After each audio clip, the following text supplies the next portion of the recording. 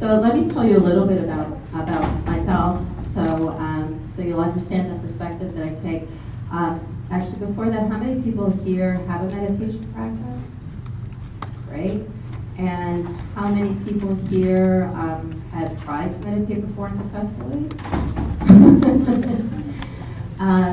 So I don't know what your goals are for today, but I'm going to tell you a little bit about my background and tell you what my goals are that you'll walk out of here hopefully by the end of this hour. And so I'm actually a trained internist. I worked in internal medicine until 2002, and I was working at the Mind Body Medical Institute as the medical director. I was there from 1997 up until 3 years ago, at which point I went solo, so I'm still affiliated. I still help them and teach for them at Harvard. But for the most part, I've developed actually my own style of integrative medicine that combines nutrition, exercise, meditation, allopathic medicine, which is your traditional Western type of drug use, and of course everything else in between, spiritual medicine and what I brought in from Western traditions from studying Qigong and energy healing. I'm an energy worker myself, all those things. So I truly am what I think a primary care physician should be. I'm really not a primary care physician anymore, but I integrate all models. And I think, something you might have been hearing through this past couple days is the word homeostasis and balance. And so, as much as I agree with the Paleolithic model, and as much as I agree with, increasing protein and fat, decreasing carbohydrate load, you have to remember what kind of model you're working with to begin with. If the model is broken, you have to fix it. And then you can start rebuilding the system. Some of them, you are probably too young to remember this, but you remember the $6 million man and the bionic woman? Well, we all think we're the $6 million man or bionic woman when we're little, don't we? How many of you have tried to jump off like 30 stairs? I know I did. So, but the truth of the matter is that most of our population, and I don't think anybody in this, building is, because you're all sort of probably more in the worried well category, but it's broken. And it's like saying you're bleeding out and you're not going to put on a Band-Aid. Well, if I eat healthy, that bleeding will stop, won't it? You have to put on a Band-Aid. So the question is, once I put on that Band-Aid, what does my system need to get back into balance? Okay? And what is causing those imbalances? And what causes those imbalances is stress. So I know you walk around every day saying, I'm stressed, but you don't actually even know the half of it. Okay? The stress, most of the stress that you experience is actually from living in a concrete jungle.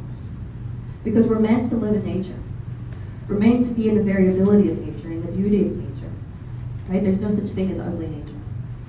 But you're in ugliness every day. Your mind doesn't recognize a car as danger, does it? But it is. Or the whirring of a refrigerator. You don't recognize that as danger. But it is. There's sound pollution, there's noise pollution. There's all kinds of stressors that create what we call allostatic load. So you add to that your diet, and you add to that environmental toxins, and you add to that, this is the big one, lack of sleep. Now, how many people here wake up feeling very rested in the morning, ready to start your day? Not too bad. How many people don't? The majority. All right, that is already putting you on at a high stress response level, and it's not going to matter how much you eat if you're not getting enough sleep. Doesn't matter what you eat. It's all integrated. You see what I mean? You can't just focus on diet, and you can't just focus on exercise. And people they lose variability when they only focus on one thing. Remember, we're highly variable individuals. We want our brain to be okay, not small. Perception, all right? When you're in a negative state of mind, how big is your world? Okay? Emotions trigger a negative physiology, which is then going to cause you to seek comfort, because ultimately the human body is seeking relief. No matter what you think it is, it's always about relief. If people wanted to be healthy, we'd be living in a healthy society. People don't care about health. They care about being happy. So if any of you are people that want to influence other people, don't tell them they're not healthy. It'll just make them more unhealthy, because they'll make them feel badly about themselves, and then they'll try to seek relief. And they'll seek relief through comfort foods or other addictive behaviors. Doesn't help. Trust me, I'm in the field. What helps is helping them get happy in ways that are healthy for them. And then they lose the bad habits. So you do it because it feels good. When I work with people who want to lose weight, I don't even use that as a benchmark. I hate that benchmark because it's unifocused. We find ways to be healthy and happy, and all of a sudden the weight drops. I've had people read the book and lose 10 pounds just because they changed their mindset and changed their emotions and started incorporating love into their life. So when you look at the meditation practice, you want to look at what it does for physiology. It's not just about Om, right? You know, when I started in 1997, forget about it. Anybody here have active brain syndrome? You know, when your mind can't stop? That's what I call it. So I had to reteach myself how to be present, right? Because you're always thinking about yesterday or tomorrow, and you end up pissing on today, right? Where's the now? So a lot of this is not anticipating and not worrying, and learning how to be present to get that physiology to be calm, so that you can make better choices, right? When you're really, really, really, really stressed or upset, do you go for the paleo bar? Or do you go for this? Where do you go? Do you go for alcohol? Or do you go for water? Where do you go? And why? You're looking for relief. Okay, when you're driving and another exit isn't for another 10 miles and you really have to go to the bathroom, how do you feel? Tell me, how do you feel? Do you even notice what's happening around you? Do you notice the greenery and the rainbow? Does it matter? No, you just missed out on this incredibly amazing rainbow because you have to pee so badly, you can't wait to get to the bathroom. And then when you go, what does it feel like? Heaven on earth. It's all about relief.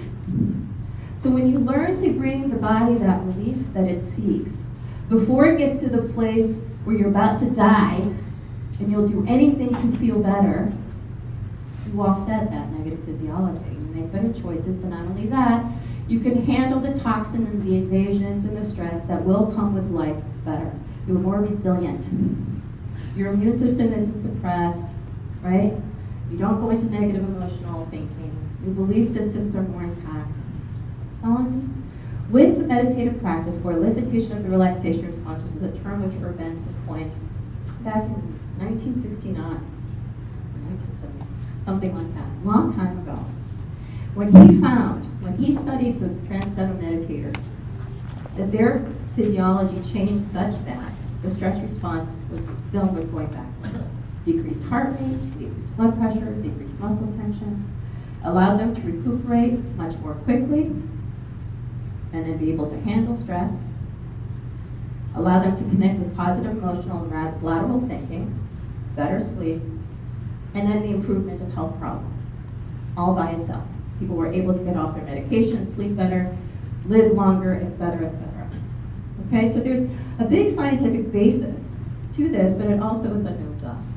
When you take time to allow the system to relax, it can then rest and recuperate to be able then to handle life as it is. And it's not suppressed all the time. You don't have to be in touch and active all the time to be able to handle your life. In fact, you need to sleep. Okay, if you're not rested when you wake up in the morning, you're sick. You're making your body sick. You don't have to sleep. You can meditate. Body just needs an opportunity to rest. It needs to have an opportunity not to think, because every time you think, you know what you're doing? You're in the stress response. Because you're not in the now. Okay, thoughts are useless for the most part, unless you're inventing and creating. Because most of the time, what are you thinking about? A problem that may not be manageable sometimes, but you think that if you think about it more, you'll get the answer, as opposed to taking a breath and allowing that information come to you before you jump to the conclusion, before it's meant to be made. Yes? So the first thing I like to do when I introduce the relaxation response of the meditative practice is to let people understand that there is no one right way. Do you know which right way is? What the right way is? The one you like. The one that feels good. Ultimately, and remember this for everybody, when you work with patients or this is for yourself, things feel better. Eating a more Paleolithic type of diet feels better, but some of you need more carbs. Now you could go check your hormones and check this and do your blood type and blah, blah, blah. Fine, if you want to use your money, go right ahead. But you're so intuitive as a sentient being, you can feel it. And if you're quiet enough and clear enough, you can feel that that food isn't right for you. You can feel that that exercise isn't right for you. You can sense when your body is saying, don't lift that weight. I call it my estrogen kicking in. When I'm ready not to go up higher in a weight. Say, okay, it's time to stop. Okay? Certain days, your body needs different types of exercise. But if you're so unit-focused on an outcome, you're not in the present, you're not paying attention to what you feel. That making sense? So, the first thing I want you to do is to pay attention to how you feel. So if you would do me a favor, and if you're comfortable, go ahead and close your eyes. And I want you to pay attention to your chest. And I want you to pay attention to your breath as it moves in and as it moves out. You're just going to notice the quality of your breath. You're going to notice sensations in your chest. Does it feel open? Does it feel closed? Does it feel heavy? Does it feel light? Tense? Relaxed? Does it feel differently in different parts of your chest? What happens with the breath? Does it feel fluid? Does it feel short? Constricted? Relaxed? There's no right or wrong. There's no good or bad. You're simply observing what you feel, what you experience. It's just an ism.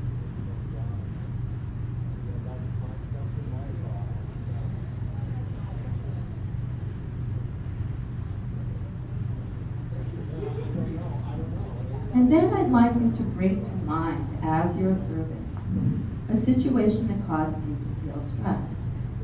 Perhaps it's somebody that you're upset with, or a situation that makes you feel overwhelmed or anxious, something you cannot control, something that you just can't figure out. You're frustrated, you're angry, sad. Just let that emotion come up for you, whatever thoughts come along with it. And as you do so, notice what happens to your chest.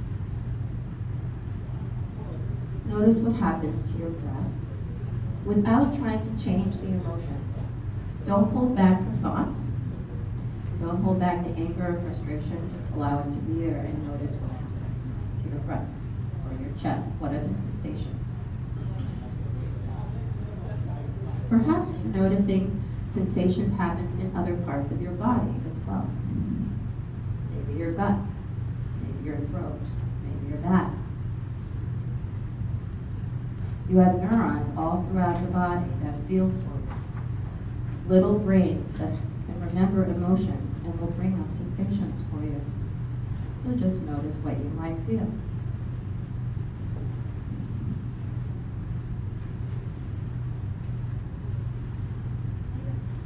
And then what I'd like you to do is to redirect your focus. And instead, allow yourself to think about or bring to mind a situation of absolute awe. Perhaps you felt as if you were gazing at a miracle, an incredible sunset, the water with the sunlight sparkling on the water, tiny sparkles of light dancing upon the water.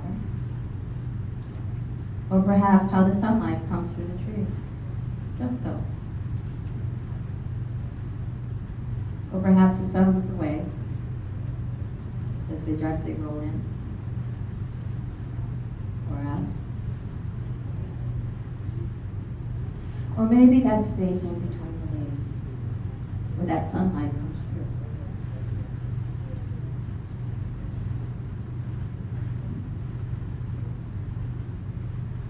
And as you allow yourself to fall into that experience of awe in nature, notice what you feel. Notice what you feel in your body. And quite particularly, notice what you feel in your chest and what happens to your breath.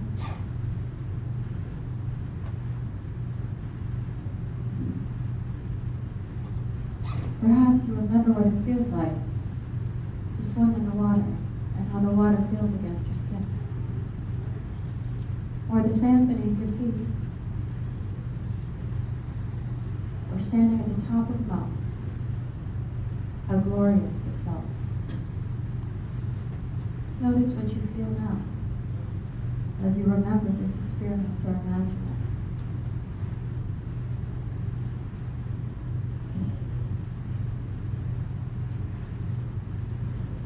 What happens to your breath? What happens to the feelings in your chest?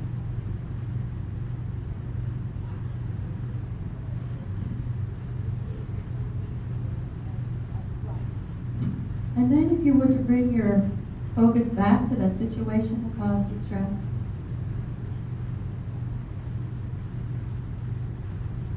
notice what you might feel now. Remember, we learned by contrast. So just notice, without judgment, what happens. And whenever you're ready, you may open your eyes.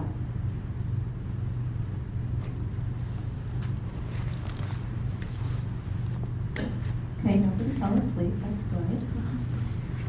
Now, tell me, what did you feel in the beginning when you started first paying attention to the breath and to the chest?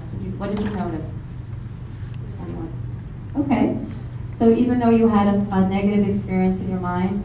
No, let's start with the negative experience. Yeah, when you first started paying attention to the breath and the negative experience, what did you notice? Constriction? Hard to breathe? Short breath. Anyone else? Jaw was tight? Throat like. Okay. So imagine the average American has 50 stress response episodes a day. 50 times a day you're cutting oxygen supply off to your cells. Getting the breath getting tight. You know, if you were to take a fist and punch the air, will you do that for me? What happens to your breath? So 50 times a day holding your breath.